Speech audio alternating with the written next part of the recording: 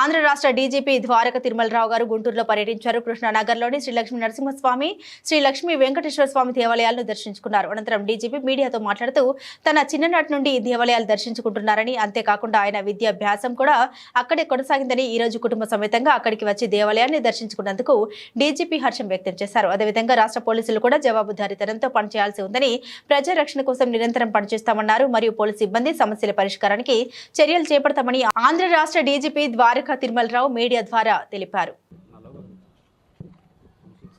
అందరికీ నమస్కారం అండి. నేను ఇక్కడే గుంటూరులో ఇక్కడ చాలా దగ్గరలో ఉన్నటువంటి ఎలిమెంటరీ స్కూల్లో చదువుకున్నాను. మేము ఉండేది కూడా నివాసగృహం దగ్గరలోనే కృష్ణా పార్క్ ఎదురు ఉండేది.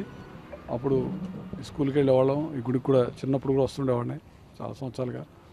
డీజీపీ అయినా ఖచ్చితంగా మళ్ళీ పాత రోజులు గుర్తు చేసుకుంటూ ఆదివారం రోజు ఇట్లా లక్ష్మీనారాయణ స్వామి ఆలయం దర్శించుకోవాలని, తర్వాత ఆఫ్కోర్స్ వెంకటేశ్వర స్వామి కూడా అయితే తర్వాత వచ్చింది అనుకోండి.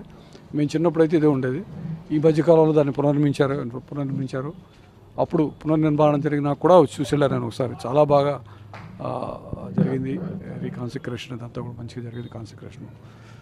అప్పుడు ఉన్నదానికన్నా చాలా వైభవంగా పెద్దగా తయారైంది. అందుకని వచ్చి మళ్ళీ అప్పుడు కూడా దర్శించుకోవడం జరిగింది. సో డీజీపీ పదవి తీసుకున్నాక మళ్ళీ ఒకసారి స్వామివారి ఆశీర్వాదం కోసం మేము మా కుటుంబ సభ్యులంతా చాలా రెగ్యులర్గా వచ్చి ఉండేవాళ్ళం చిన్నప్పుడు. అందుకని దానికోసం రావడం జరిగింది. ఈ పూర్తిగా పర్సనల్ విజిట్, అందుకని ఇంకేం చెప్తాను. తప్పని పరిస్థితులు అడగాల్సి వస్తుంది. మహిళ మీద దాడి జరిగింది. ఇలాంటి ఘటనలు కూడా చనిపోయిన మహిళ బాలిక, అలాంటి ఘటనలు పునరావృతం కాకుండా పోలీసు యంత్రాంగం ఎలాంటి చర్యలు?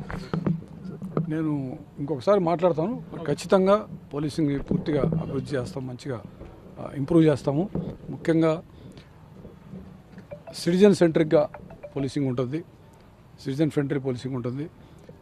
పౌరులకి మరింత మెరుగైన సేవలు అందించి, పోలీస్ సేవలు అందించి ప్రజల మన్ననలు పొందడానికి మేము ఖచ్చితంగా కృషి చేస్తాము. అన్నిటికన్నా మించి మా పని అంతా కూడా పనితీరంతా పారదర్శకంగా ఉంటుంది. సైంటిఫిక్ ఎవిడెన్స్ ప్రకారం ఇన్వెస్టిగేషన్లు అనేవి జరుగుతాయి. అదేవిధంగా ప్రజలందరికీ జవాబుదారీతనంగా పోలీసులు పనిచేయాలని చెప్పి నేను ఛార్జ్ తీసుకుంటుందని మా ఎస్పీలందరికీ, సిపిలందరికీ చెప్పడం జరిగింది. పూర్తిగా మేము అకౌంటబిలిటీ అంటే ప్రజలకి జవాబుదారీతనంగా ఉండే విధంగా పోలీసింగ్ ఉంటుంది. కొంతమందికి మాజీ మంత్రులకి గన్మెన్లు తొలగించే పరిస్థితి నెలకొంది. వాళ్ళకి మేము ఇబ్బందులు ఉన్నాం, మాకు ప్రాణహాని ఉంది అని గన్మెన్లు కూడా తొలగించి అన్నీ కూడా విచారించే అవకాశం ఉందా? ఎందుకంటే దాడులు జరగకముందే ఇలాంటి చర్యలు తీసుకోవాల్సిన అవసరం ఎంత ఉంది? పూర్తిగా ప్రతి ఒక్కరికి ఉన్నటువంటి ఎంత థ్రెట్ ఉంది అంటే అసెస్ చేసి దాని ప్రకారం సెక్యూరిటీ కొనసాగించడం, తగ్గించడం, పెంచడం అని చూస్తుంది. డీజీపీ అయ్యారు కదా, దీన్ని నగరంకి ఏం చేయాలనుకున్నారు? అంటే మేము అనుకునేది ఏంటంటే కొంతకాలంగా పోలీసింగ్లో కొన్ని మా వర్కే తీసుకున్నట్లయితే ఇంతకుముందు ఉన్నటువంటి కొన్ని అది మెయింటెనెన్స్ లేకనో కొన్ని మూతపడిపోయినాయి. ఫర్ ఎగ్జాంపుల్ మా ఫింగర్ ప్రింట్స్ యూనిట్స్ అయితేనేమి, మా లాక్ హౌస్ మానిటరింగ్ సిస్టమ్ అనేది ఇంతకుముందు ఉండేది. అంటే ఎవరైనా బయటికి వెళ్తున్నట్లయితే మాకు బయట ఊళ్ళకి వెళ్తున్నప్పుడు, ఇల్లు తాళం వేసుకెళ్తున్నప్పుడు మాకు చెప్తే మేమే ఉచితంగా ఒక సర్వీస్ ఇచ్చేవాళ్ళం. LHMS మీ అందరికీ తెలుస్తుంది. ఇవన్నీ కూడా కొంత మూతపడినాయి. ఈ విధంగా అవన్నింటినీ ఇంప్రూవ్ చేసి వాటికి ఏదైనా మెయింటెనెన్స్ ఛార్జెస్ కానీ ఉన్నట్లయితే మొత్తం కట్టి ప్రజలకి అందుబాటులోకి పోలీసింగ్ తీసుకొస్తాం అనేటువంటి ఆలోచన ఒకటైతే, రెండవది పోలీసు యొక్క ఒక విధంగా మా కింది స్థాయి ఉద్యోగుల బాగోగులు చూసుకోవడం అనేది కొంచెం తగ్గినట్టుగా అనిపించింది.